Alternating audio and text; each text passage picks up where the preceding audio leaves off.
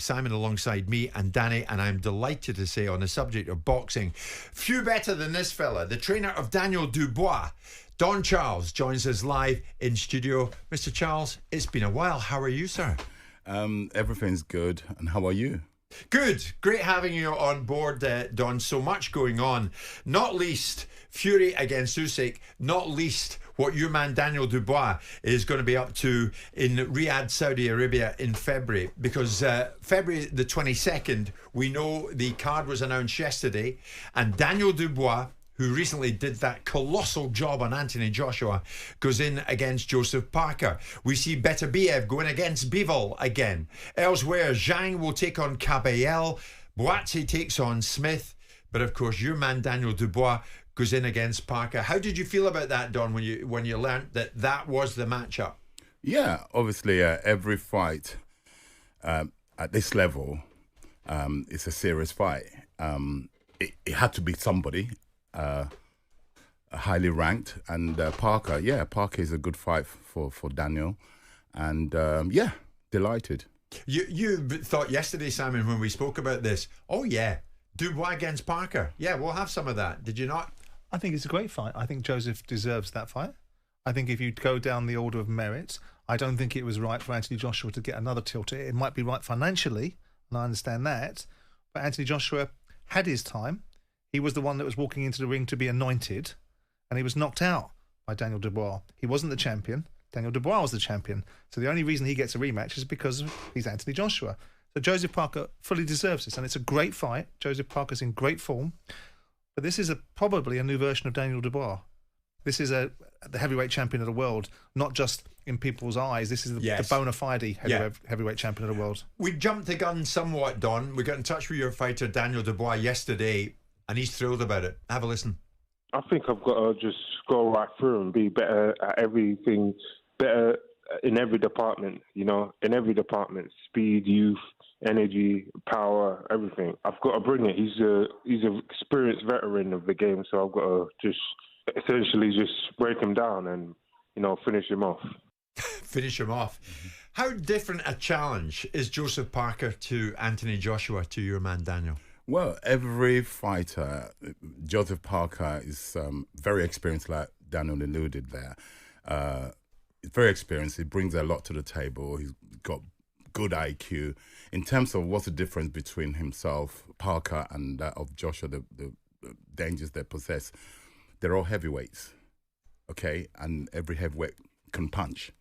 And make no mistake about it, we the same way we were switched on for Anthony Joshua, we're going to leave no stone unturned for Joseph Parker. Yeah? Yeah. Because now Daniel has a big target on his back. Normally he's the underdog, right?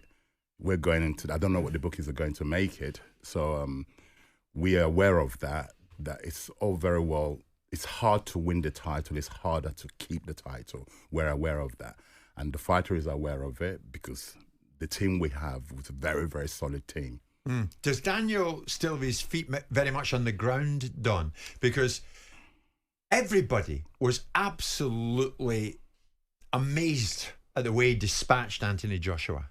It's fair to say. You said to me the way in, watch this fella. Yeah, he's ready. Yeah, he's ready. I mean, but nobody, including myself, none of us expect. Did you, Simon? Did you expect Dubois to send Joshua packing in such spectacular fashion?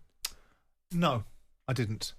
I wasn't entirely surprised that he could do it, but I didn't know if he had the skills to execute it. I was in the camp. I didn't believe that Anthony Joshua had been fully rehabilitated because the opposition he'd been pitched against wasn't the test that Daniel Dubois was going to give him. But I wasn't sure and that Daniel Dubois could execute, and I was wrong. He could and did. Yeah, I mean, the mindset has to change when he goes from where he was to suddenly a world champion. Danny, you were a top player. He was a world champion. He was world champion when he went in. He'd already beaten Hrgovic. He was the world champion when he was in there. There you go. When you win your first trophy at football, does the mindset change? I think it can go two ways. The pressure can get bigger and bigger and you overthink it, but it can also give you the confidence and belief because you've done it before. Correct. That you then go in with that mindset knowing I'm good. You know, that belief grows. And hopefully for Daniel, that's exactly what happens because he's got... I mean, I'll just ask you, actually. I mean, he was talking there about he needs to be better. Does he? Because that was so good. I mean, isn't it more about repeating that level? No, what it is layers. We know what we did. Although we were very successful against Anthony Joshua, we knew what we did wrong. I'm not going to share it with you guys.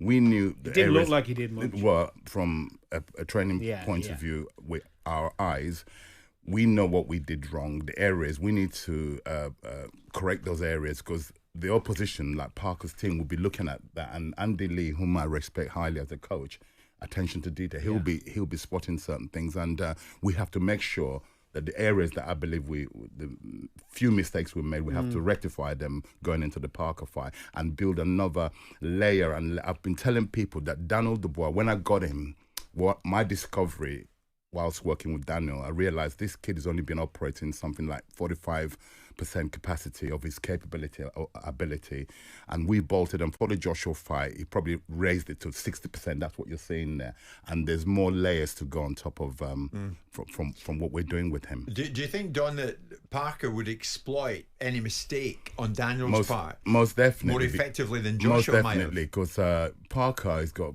good boxing IQ. I've noticed he's been putting on size, which could be to his detriment. But nevertheless, I won't say any more than that.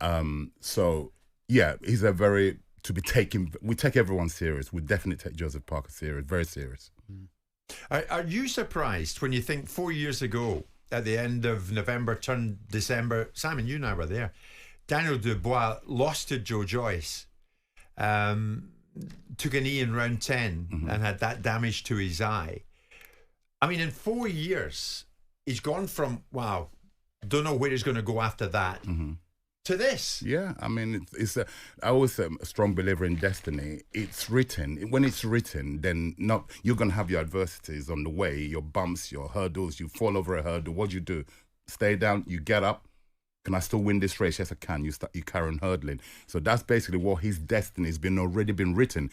As long as you're doing something to drive your destiny, then you will get there. That's my interpretation of or explanation, can I say, to what's like what you just said. Yeah. From where he was to where he is now. Yeah, I always put it down to destiny. There were allegations, Don, that Daniel Dubois is a quitter. Look what happened against Joyce. Look what happened against Usyk. Yeah. He's a quitter. Have those allegations been totally dispelled now? Well, I haven't heard anyone else with any common sense. It's a narrative that was spread, and it spread like wildfire when it first happened, from the Joe Joyce to then the Usyk, which I was there. I keep saying it's like a broken record. He won the fight against Usyk before he lost the fight. Okay, so, but like I said, the future dictates what happens. So he's no quitter in our eyes. He's no quitter in his own eyes.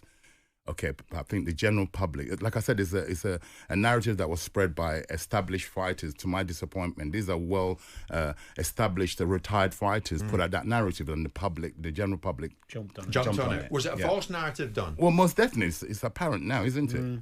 Yeah, David Hay means. That didn't come from my mouth. but the point is that I also felt in that fight that his corner put him in an invidious position, because the corner should have taken him out of that fight, not the fighter.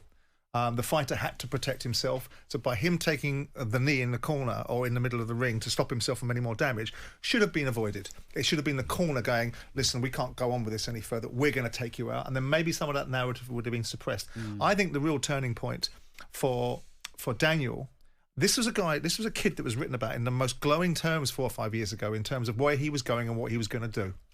Jeff Powell wrote a brilliant article about him. Forget Fury, forget Joshua. This is the kid. Watch this kid, right?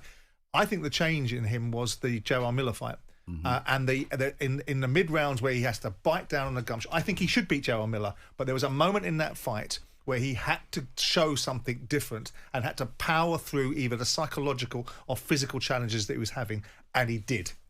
And he kicked on, and then he goes in against Hrgović, and he wasn't meant to win that fight. That wasn't the script that was being written by other people. It was being lined up for other people to be fighting Hrgović after this for a belt. And what he did with Hrgović was took a lot of shots, but he showed something that he had possibly showed in the J.R. Miller fight, and now he is in ascendancy. And this really has the opportunity, in my view, to be Daniel Dubois' time. This could be a period of time because the other boys are getting older. There are other people coming up behind him. Yes, there's some people like Fabio Wardley that are not at that level yet, and Moses Atuma that might well be at that level quicker than people think they will be. But this is Daniel Dubois' time. Yeah. And it will be a brilliant fight against Parker, because Parker's a good fighter. Daniel Dubois' time. It's time for us to take a quick break. Don Charles is going to stay with us because that card on February the 22nd is quite simply sensational. Daniel Dubois plays a big part of it. Beterbiev fights Bivol again. And before all that, of course, the 21st of this month, Tyson Fury goes in again against Usyk. That is live on talkSPORT. We'll talk to Don about that. On AM, on DAB, via the talkSPORT app and on your smart speaker. talkSPORT.